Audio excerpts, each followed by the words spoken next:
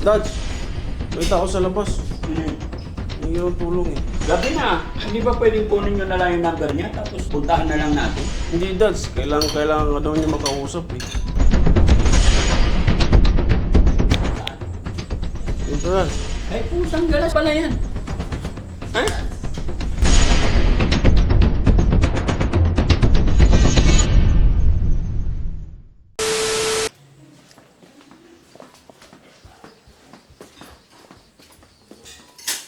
Dad, may tao sa labas. Hindi. Hindi ng tulong eh. Saan galing daw? Doon sa labasan. Gabi na. Hindi ba pwedeng kunin nyo na lang yung number niya tapos puntahan na lang natin?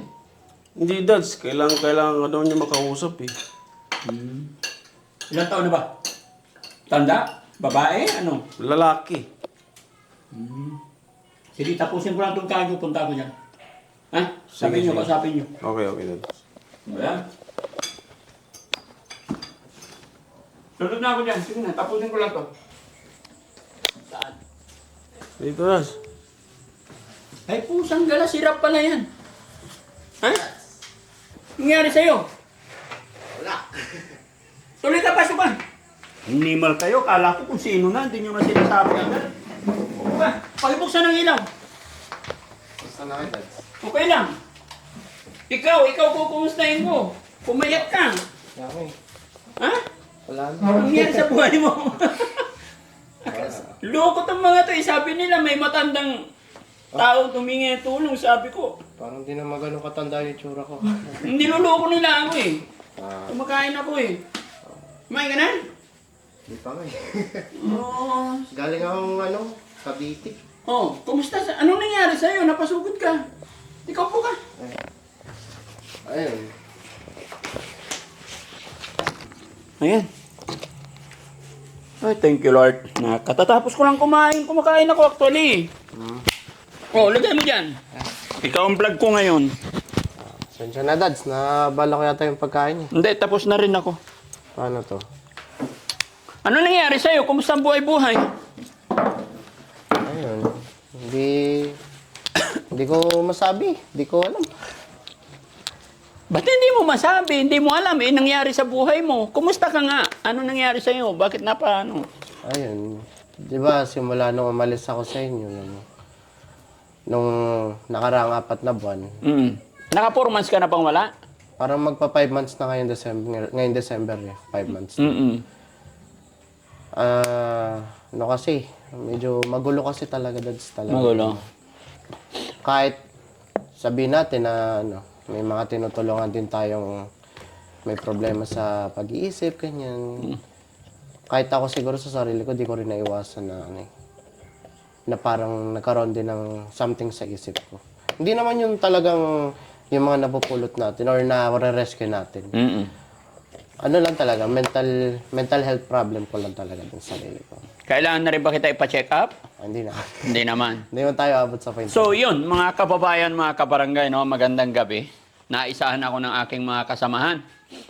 Sarap ng ulam ko ngayon guys, pakbet na may kalabasa eh. Sabi nila may hingi ng tulong si Kuya Rab pala. So naalala nyo pa po ba guys, yung hiwalayan namin ni Kuya Rab noon. Sabi ko kasi noon, mayroon siyang konting problem at ang sabi ko sa ending is, ayusin muna niya yung buhay niya. Kasi ayaw kong mangialam sa nangyayari sa kanya, sa problema niya. Kaya umiksit siya. Pero hindi naman namin siya tinanggal. Hindi kita tinanggal, Min, ha? Hindi naman. Okay, correct natin yung word na tinanggal. Hindi naman. Dads. Hindi kita tinanggal. Kumbaga, ang sinabi ko sa iyo noon, kung natatandaan ko at hindi ako nagkakamali, ang sabi ko sa iyo noon is, ayaw kong mangialam sa problema mo, ayaw ko rin na madamay ang team natin, dahil kung ano man ang ginagawa mo sa buhay mo is ikaw yun. Yung problem kasi nangyari sa kanya mga kababayan is nangyari or ginawa niya yon off duty. Kumbaga, personal kasi yon. At ang nakita kong reason, sasabihin ko na rin sa inyo ngayon, is parang madadamay ang team.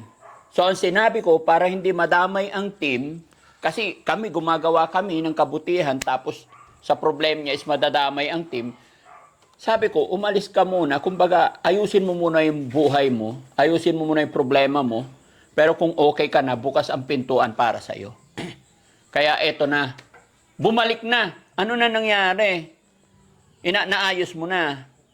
Maayos na naman, Dads. Good. So ngayon, ano ang reason bakit nandito ka bigla? Ano kasi, Dads eh.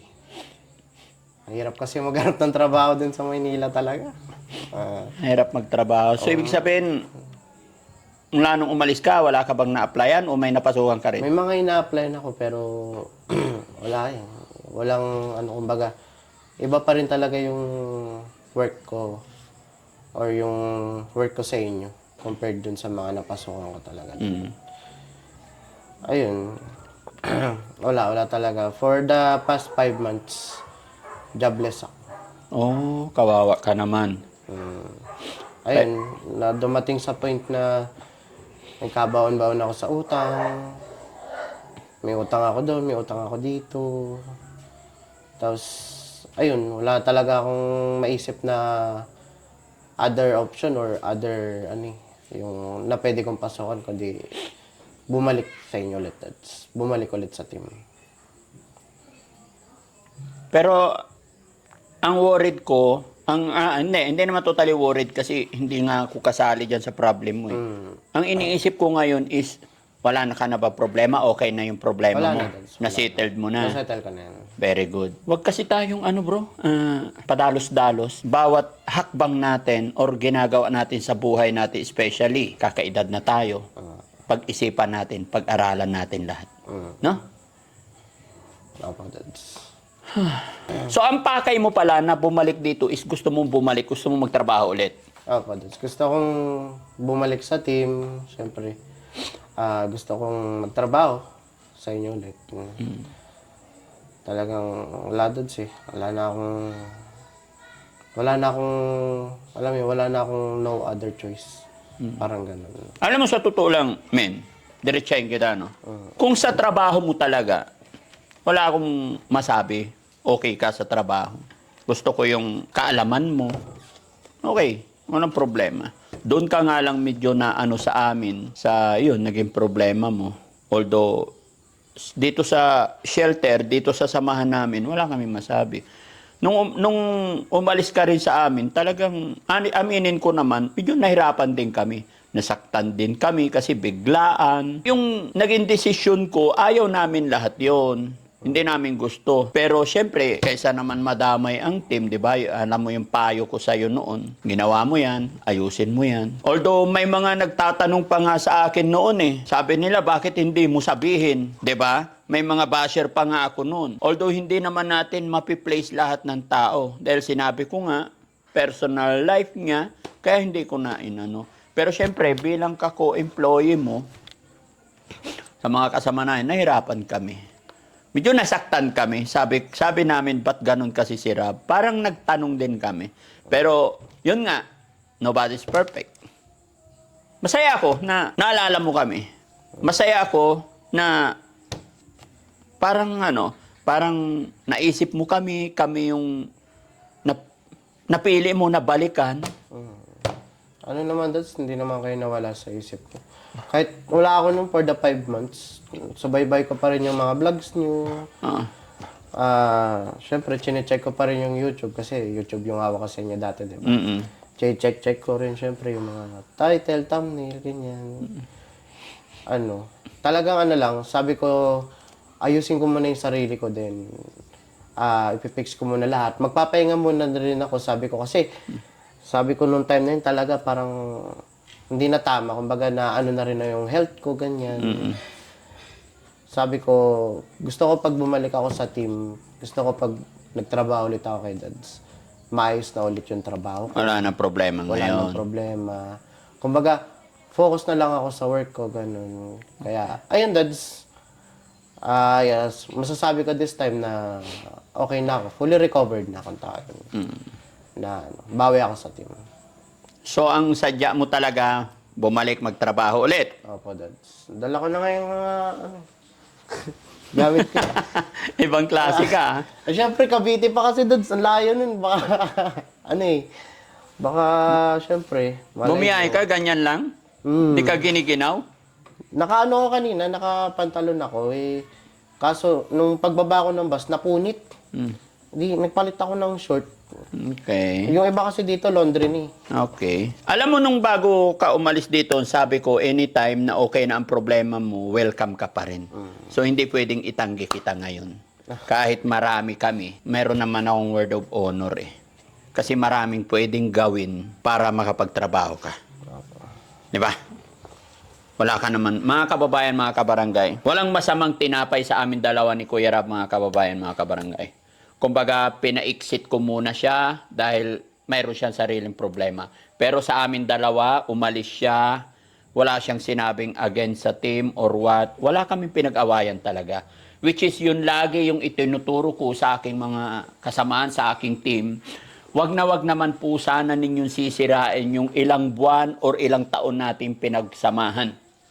Lagi kong sinasabi yan. Kung sakaling may nakita kayong may mas magandang opportunity dyan sa kabilang lugar, kabilang bayan, or ibang other company, much better magpaalam kayo ng maayos, DF. Gusto kong itry sa ABS-CBN, gusto kong itry sa ibang company. Mukhang may mas maganda opportunity. Sa akin, walang problema.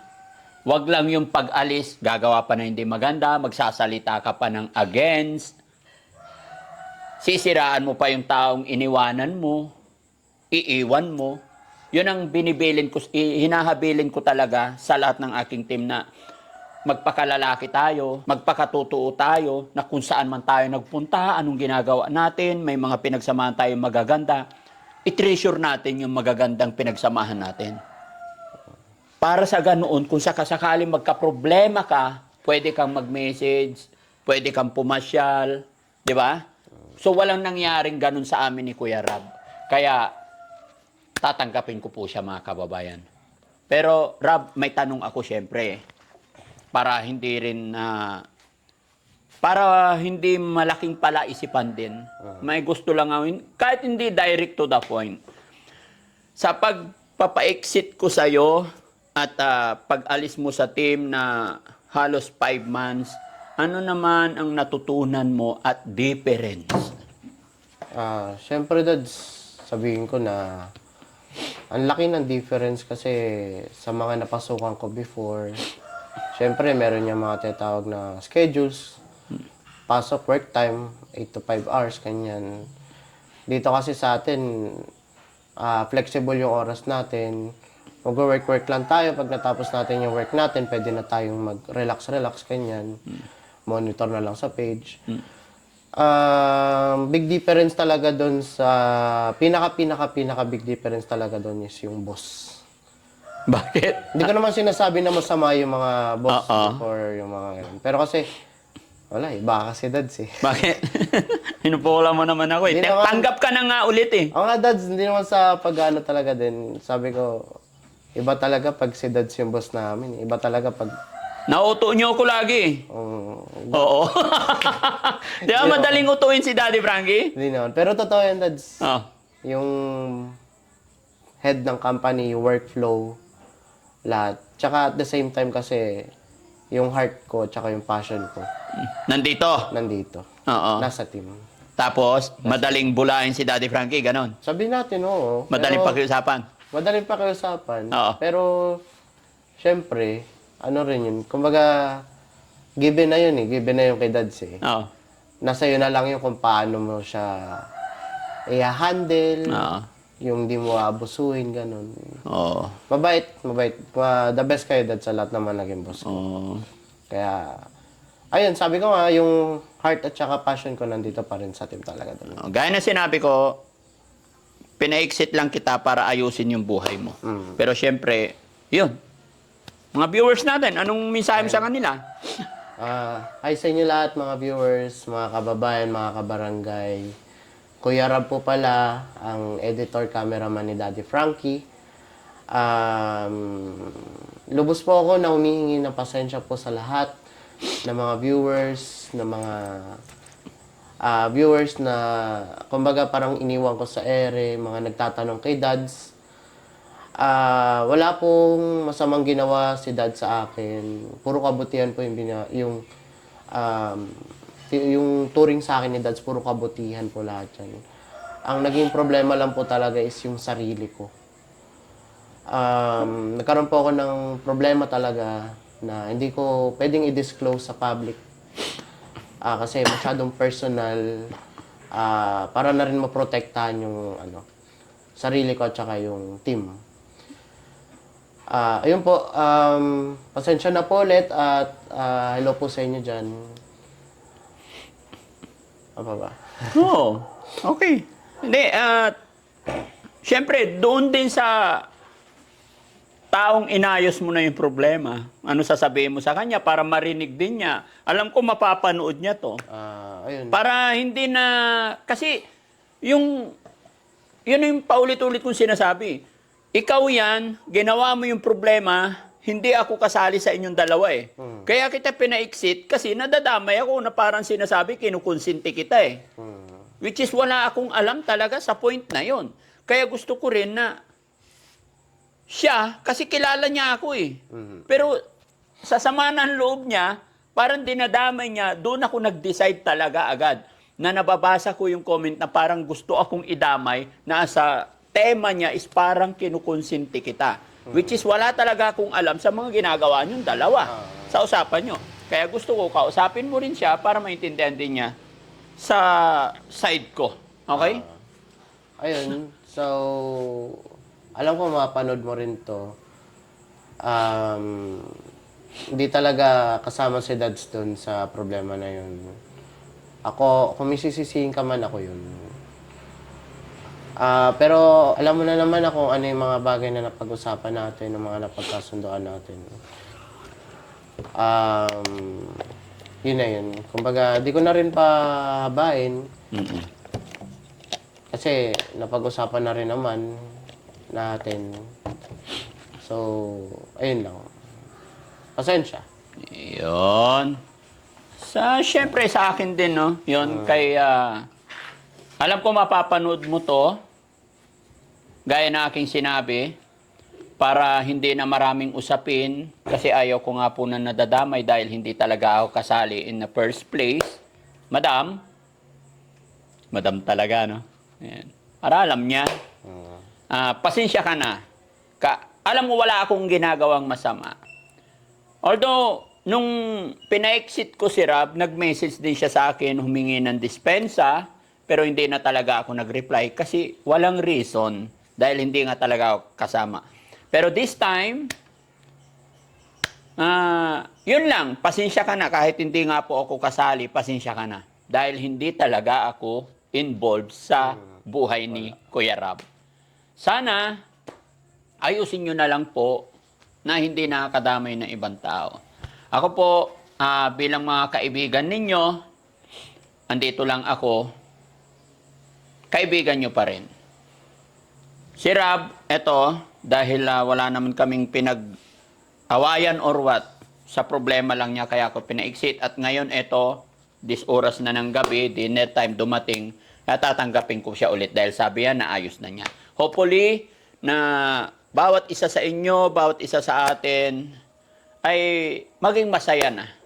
Magkaroon tayo ng peace of mind para maging maayos ang trabaho natin. Okay?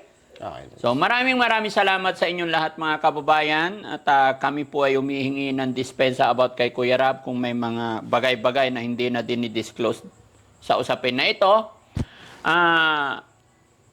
Wag nating iisipin na ang isang pagkakamali or pag nagkamali is gano'n na yung tao. Hindi po. May mga bagay talaga na minsan sinusubok tayo ng pagkakataon at nangyayari ito para mas matuto pa tayo. Okay, Kuya Rob? Welcome sa team. Ha? Okay, sige. Kain ka muna. Pasok ka na. Sige na. Sa mga kasama natin, nung sasabihin mo sa kanila, papanood nila to. Ayun. Wala dito si Kuya Sam, wala si Kuya Rizky. Ayun. Guys, sorry na nawala ako. Bawi na lang ako sa team. Alam ko yung... Kalbo ka na. Akala ko kalbo ka eh. Sige, huwag ka nang umiyak. Ayan. Welcome ka sa team, pare. Sige lang. Bawi ako sa team. Maraming salamat. Kuya Rizky. Si Kuya Rizky. Kuya Rizky. Oo. Anong sasabihin mo sa kanya? I miss you. Oo, si Kuya Sam. Yan. Kuya Sam, sa motovlog yan. Nasa day off kasi, guys, mga kababayan, si Kuya Rizky, si Kuya Sam, day off po kasi sila eh. Na-miss kasi nila yung mga asasawa nila. Kaya binigyan ko sila ng tag 7 days na day off para hayahay, di ba? Okay. Ayan. Okay. Maraming Ikaw na. salamat po. Okay na? Okay na, Dads. Si Kuya Jesse, halika, ano masasabi mo dito? Eh, parehas kayong babaero eh. Ayusin mo na po. Okay lang yun. Wala akong gayahin dahil ganito na talaga ako. Ayan. Ayan, o, kausapin mo si Jesse, babaero din yan eh. Hoy! Tayo tayo dyan. Yan ang napapala nyo kasi. Ayusin mo na. Marami. Isa-isa. Excuse me. Ay, maraming salamat po, guys. No, si Maraming Tax, salamat. Tax, dito ka Tax. Basta. Kastiguin mo na to. Ano sasabi mo? Nagbago ka na, men. Oo naman. Oh. Hindi ka na babayero. Bukas ulit. Bukas ulit. Hindi about sa babae kasi. Oo. Sa personal na problema niya na yun. Eh, nadamay nga si Daddy Frankie, ayaw niya ng ganun, kaya pina-exit siya. Pero ngayon, nandito ka na, okay na. Okay na. Wala nang problema. Wala na. Baka mamaya magka-problema ulit. Wala. Madadamay na naman si Daddy Frankie. Hindi naman. Kami na mag-aalis sa'yo. Oh. Joke lang mga Si Chano, nagtatampot pala si Chano. Kausapin mo si Chano, iniwan mo daw eh. Hindi ka raw nagre-reply sa text niya eh. Ayun, si Chano, ano? Malis ka dito. Oh, Chano, halika rito. Oh. Ito, trauma talaga to. Iyon. Yan, sa lahat ng mga panood, si Chano talaga, ano? Childhood best friend ko to. Oo. Sa ano, siya po yung nagpasok sa akin. Sabi Sa kabata ko, kay Ken. mabait. Ken, wala. Oh, si Ken naman. Ngayon lang kami nagkakilala nito ni Ken. Ngayon lang kami nagkasama din. Kasi, Wala naman. Yan. Bali, yung ano pala, Dads, Oo. natatandaan ko, yung first meet namin ni Kuya Rab, yun yung gabi No. na nagpaalam akong magpapahinga muna. Mm. Diba? Oo. Yun yung, Meeting. yun lang po yun. And then, sa tampo naman, di pa naman po kami nagkakasama. Wala, So, oo. ngayon, gagawin natin yung best natin full force para kay Dads. syempre. Ha? At saka ano, alam nyo sa totoo lang, i-correct ko lang yung sinabi mong gagawin para kay Dads. Hindi lang doon sana. Gagawin natin to para sa atin lahat. Para din sa ating mga lolo't lola, sa ating mga kababayan. Di ba? Apo. Okay. God Para bless. sa pamilya. Oo, para sa pamilya natin. Di ba? Gaya ni... Halika. Kasi ito mga kababayan, si Jesse, pamilyados. Hoy, pamilya lang. Pamilyados. Di ba? Bye-bye! God bless po. Yan, thank you po.